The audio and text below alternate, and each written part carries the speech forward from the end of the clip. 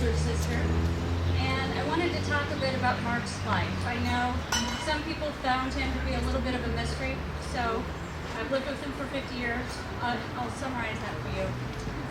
When I was thinking about it, I often think of my own life in terms of kind of a film and these moments that you play back. And with Mark, it was really hard because we've had so much time together. So what I wanted to do is frame it almost like a play, because I did see acts in his life that really characterized who he was and who he became. So the important thing is to really understand the setting. The setting is where Mark began. His birthday actually is today, so 50 years ago. He was born in Denver, Colorado, to my mom, Shirley Velavka, who's Czech, and my father, Robert Rivera, who's Hispanic and American Indian. And it's important because some people wonder why he was at times stoic or stubborn, and this was an interesting combination. So we grew up in a multicultural family. We had lots of different cultures, traditions, languages, foods, but it made us really open to things that were going on in the world.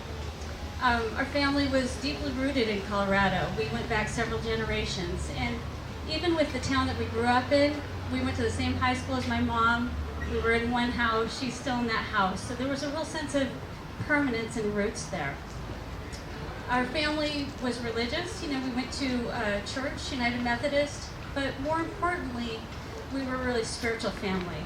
So we had kind of a unique family in that we could go home. We talked about things that I'm not sure other families did. Soul, spirituality, energy, creativity. And you probably heard Mark talk about a lot of those things. We had a real love of learning in our family. We went to the library every week as kids, checked out the maximum number of books, and we were really taught to be curious about the world. And finally, we came from a family that admittedly wasn't perfect, and that gave us a lot of flexibility to go out in the world, do good things, make some mistakes, but know that we were always part of our family. So in the first act, I really remember Mark and see Mark as a young child. So as a young child, I always envisioned Mark in his tough skin pants, his matching jacket for school pictures, his cowboy boots, and his cowlick that my mom could not tame. So he was kind of this wild little boy. He was pretty small, had a lot of energy, and he had a love of outdoors and nature. So I remember him as a young guy riding around our neighborhood on his bike until it was time to come home for dinner, going out to the creeks, catching crawdads, and exploring with me at my aunt and uncle's farm.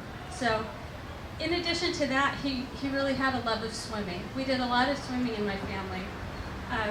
It was pretty much what we did every summer, every day, and even for vacations. And even then, he was kind of this daring boy that would swim end to end without taking a breath. Really liked to challenge himself. He liked typical boy things like Superman, and that was actually his first record, which I think is important because you'll notice there's a lot of music themes around Mark. But even though he was a real boy, he was also a very equitable playmate. It was him and I really until our brother Dave was born when Mark was 5. And Mark never had an issue. We played well, and it didn't matter whether we were playing cars or Barbies. We loved to play different kinds of games, a lot of them using our imagination. So him and I, we could take, some kind of tablecloth or a seat cushion and make it into a candy store. It was just something that we were able to do for hours. So the first part of his life, of course, was really nice like that. In the second act, it's kind of interesting, and I think it's reflective of a lot of plays. It's reflective of a lot of lives. But we had conflict in our family, and we had tough times in our family. So for our family, we experienced divorce. A couple years later, I experienced cancer. And this was hard on the whole family unit. And Mark was really always someone in our family. It didn't matter if it was impacting him the most or not. He really internalized this. He was so emotive and cared so much for other people.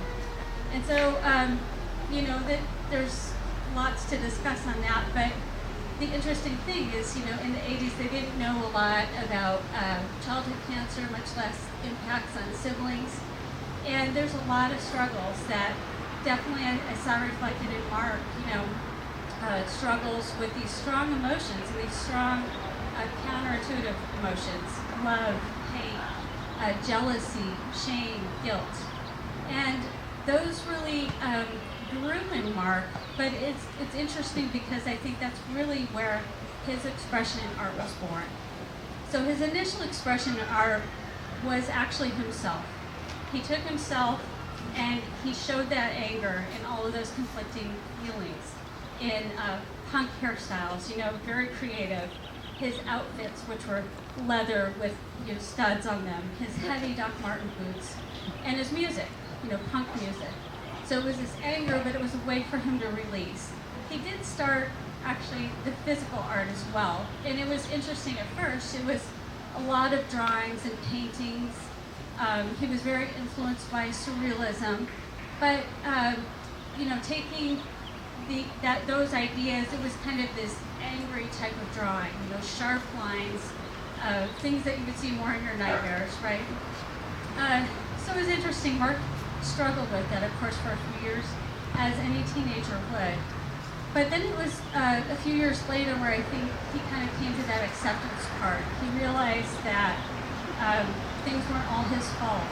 These things happened. People were okay getting through those. Our family was okay. And he physically, again, started to transform.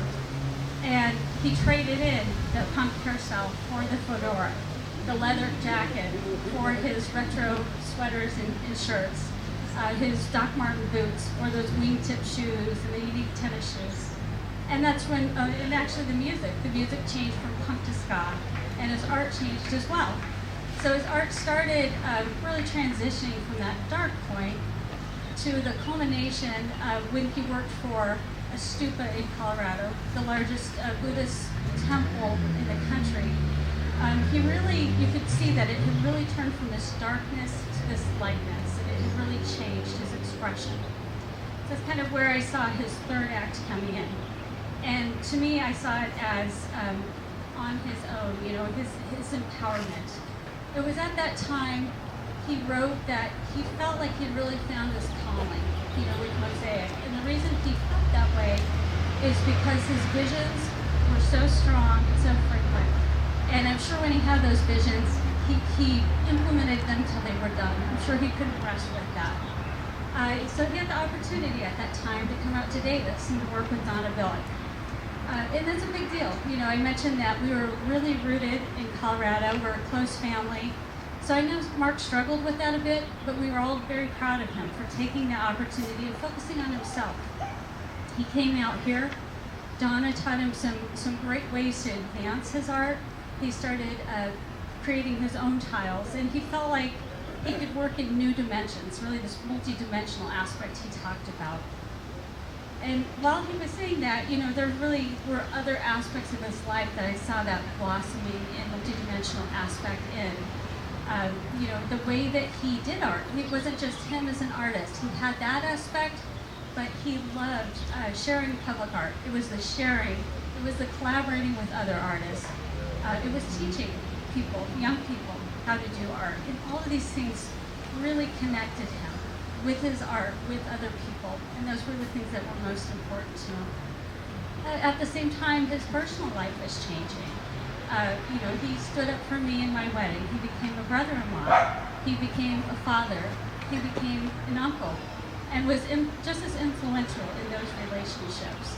So, I've been talking with a lot of people, and I myself noticed in my brother just this real light. A real peaceful type of light, very compassionate, taking time to understand other people. And now that I can kind of look back on it, I felt like being my younger brother, I was always so protective of him. And you never want anybody to struggle in your life. But I see now that those were exactly the things that made Mark. That happiness is really nothing without sadness. It's a measure happiness can be a measure of the height. Sadness is the measure of the depth. And they really create you as a person in those extremes. So I'm learning to look at it very differently, that he was here for this time and he experienced those things. And I feel blessed to have been able to see him grow through those challenges and to know that he shared all of his love with you. So it means a lot to my family and I to be hearing from so many people since he passed. I think we really had no idea how many lives he had touched. So I wanted to thank all of you for being here today and for sharing your stories and your chapters as well.